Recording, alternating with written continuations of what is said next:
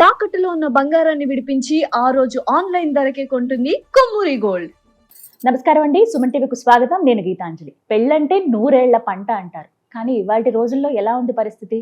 మా రోజుల్లోనే బాగుండేది, పెళ్ళంటే ఏమైనా కానీ భర్త భార్య ఇద్దరు సర్దుకుపోయి బతికే వాళ్ళం, ఎంతమందిని మనం అలా చూస్తున్నాం అని చెప్తారండి. నిజమే, ఇవాళ రోజుల్లో వివాహాలు త్వరగా విఫలం అవ్వడానికి, అలాగే ఆలస్యంగా వివాహాలు కావడానికి ఎన్నో కారణాలు చెబుతూ ఉన్నారు. ప్రధానంగా జాతకాలు కలవలేదని, ఏవో దోషాలున్నాయని, ఇవి మనం ఎప్పుడు వింటూనే ఉంటాం. ముందుగానే తెలుసుకుంటే మనందరం జాగ్రత్త పడతాం కదా. అలా జాగ్రత్త పడాలి అంటే నిపుణుల సలహా మనకి తప్పనిసరండి. ఇది దృష్టిలో పెట్టుకునే అందరికీ ఉపయోగపడాలనే ఉద్దేశంతోనే ఈ కార్యక్రమం చేస్తున్నాం, ప్రత్యేకించి వివాహాల గురించి.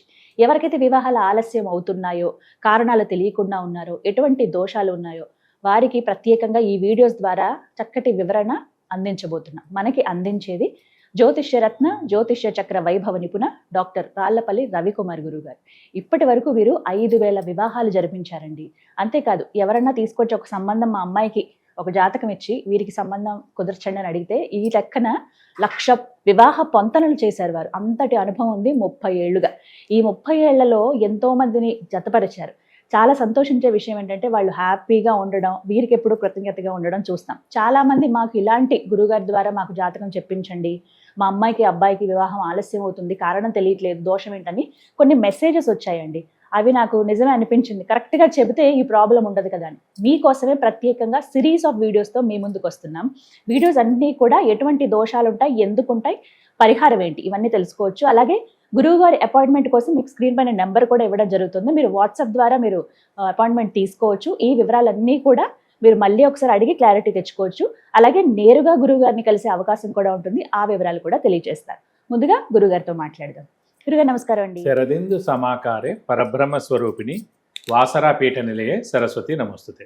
సుమన్ టీవీ ప్రేక్షకులకి నమస్కారం. వివాహాల గురించి కానీ ఇది ఒక రికార్డేనండి. ఖచ్చితంగా 1,00,000 పొంతనలు, వివాహ పొంతనలు చేశారు, 5,000 వివాహాలు జరిపించారు. ఎంతటి అనుభవం అంటే మెయిన్ అంటే వివాహ పొంతలు ఏంటంటే ప్రతి ఒక్క జాతకానికి ఏంటంటే అలాగే 27 నక్షత్రాలు ఉంటాయి. కొంతమంది తెలియదు ఈ 27 నక్షత్రాలు ఏదైనా మీ నక్షత్రం ఉందనుకోండి. ఫర్ ఎగ్జాంపుల్ మీది అశ్విని నక్షత్రం అయింది అనుకోండి. ఈ అశ్విని నక్షత్రానికి 27 కలుస్తాయని చాలా మంది అనుకుంటారు. కానీ ప్రతి నక్షత్రానికి ఒక 16 to 17 నక్షత్రాలే కలుస్తాయి. అవే కలుస్తాయి. ఇప్పుడు కలవ నక్షత్రం ఇచ్చినా కూడా అది కలవనట్టే అనమాట. సో అలా కూడా చాలా పొంతలు అయిపోతుంటాయి. అందుకే నేనేం చేస్తానంటే మీ నక్షత్రం ఇచ్చారంటే మీ నక్షత్రానికి తగ్గట్టు ఏ నక్షత్రం అయితే మ్యాచ్ అవుతుందో ఆ నక్షత్రం మీకు ఆ 17 లిస్టు పంపిస్తాను అనమాట. సో అందులో మీకు ప్రొఫైల్ అన్నీ నచ్చింది అనుకోండి, అంటే చదువు, ఉద్యోగం, అలాగే మెయిన్గా తన అందం కానీ, హైట్ కానీ, మెయిన్గా క్యాస్ట్, సబ్సెక్ట్, క్రీడ్, అలా మీరు అనుకున్న అన్నీ అందులో ఉన్నాయనుకోండి. అప్పుడు మీరు మీ జాతకం ఆ ప్రొఫైల్ నాకు పంపిస్తాను, కుదిరిందో లేదని చెప్తున్నాడు. సో ఓవరాల్గా అలా 1,00,000 మ్యాచ్ మేకింగ్ చూశానండి. 5,000 పెళ్ళిళ్ళు చెప్పాను. కొంతమందికి 10 సంబంధాలతోటే పెళ్ళిళ్ళు అయిపోయాయి. కొంతమందికి ఫస్ట్ దాంతో అయిపోయాయి. కొంతమందికి హైయెస్ట్ నేను చూసింది మాట ఒక 400 ఒకళ్ళకైతే, ఒకళ్ళకి 350, ఒకళ్ళకి 300. వాళ్ళు అలా వెయిట్ చేశారు కూడా. కొంతమంది 2-3 ఏళ్ళు కూడా వెయిట్ చేశారు నా మాట నమ్మకం మీద. అయితే ఇవన్నీ కూడా దోషాలు వీటి వల్ల కూడా ఉంటాయండి.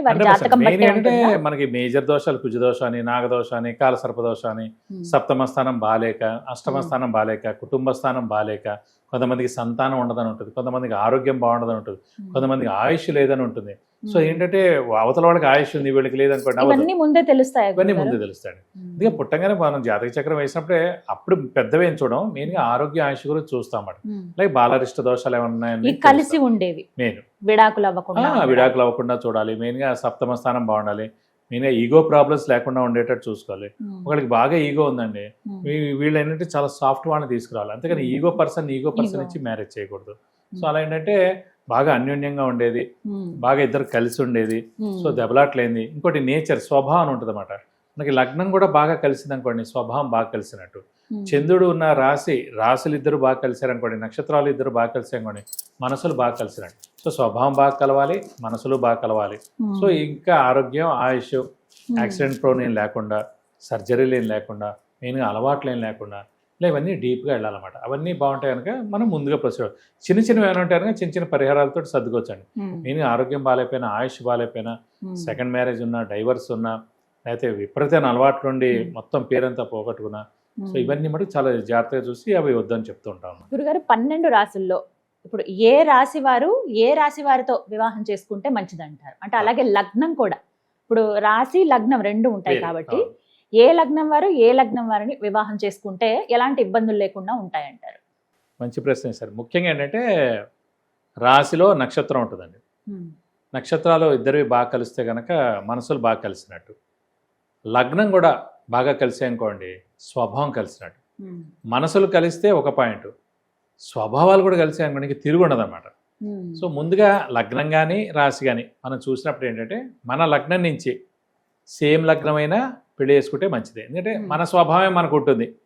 అలాగే మన రాశి వాళ్ళని పెళ్లి చేసుకుంటే సేమ్ రాశి వాళ్ళని చేసుకుంటే మంచిది. సేమ్ ఇంచుమించుగా వాళ్ళ మనసులు కూడా కలుస్తాయి కదా. అలాగా 1, 5, 7, 9 అంటే మన రాశి నుంచి కానీ మన లగ్నం నుంచి కానీ, మన రాశి కానీ మన పంచమ రాశి కానీ మన సప్తమ రాశి కానీ మన భాగ్య రాశి కానీ. ఉదాహరణకి మనం కన్యా రాశి ప్లస్ కన్యా లగ్నం వాళ్ళు తీసుకున్నాం, రాశి కానీ లగ్నం కానీ. కన్యా రాశి వాళ్ళకి పంచమ స్థానం ఏమైంది, మకరం అయింది, 5th. సో అది బెస్ట్ అనమాట.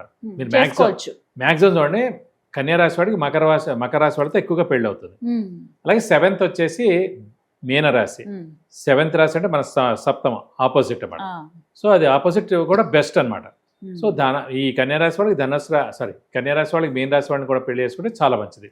అలాగే భాగ్యం అంటే 9th వృషభ రాశి. సో వృషభ రాశి వాడిని కూడా పెళ్లి చేసుకుంటే మంచిది ఈ కన్యా రాశి వాడు. సో ఏ రాశి వాడైనా ఫిక్స్డ్ అండి. మన కన్యా రాశి వారు కన్యా రాశి వాళ్ళని వివాహం చేసుకోవచ్చు. అలాగే 5th రాశి అయినా మకర రాశిని చేసుకోవచ్చు. అలాగే సప్తమ రాశి అయినా మీన రాశిని చేసుకోవచ్చు. భాగ్య రాశి 9th రాశి అయినా వృషభ రాశిని చేసుకోవచ్చు. సో మన రాశి 5th రాశి 7th రాశి 9th రాశి మన రాశి నుంచి లెక్క పెట్టాలన్నమాట. వీళ్ళని బెస్ట్ అనమాట వివాహం చేసుకుంటారు. అదే లగ్నం కూడా ఇలాగే అయితే కూడా సేమ్ బెస్ట్. ఎందుకంటే అటు నక్షత్ర రీత్యా రాశి రీత్యా మనసులు కలుస్తాయి, ఇటు లగ్నం రీత్యా ఏంటంటే మన స్వభావం కలుస్తుందన్నమాట. ఇవి రెండు కలిస్తే బెస్ట్. ఇంకోటి షష్టాష్టకాలు అంటారు.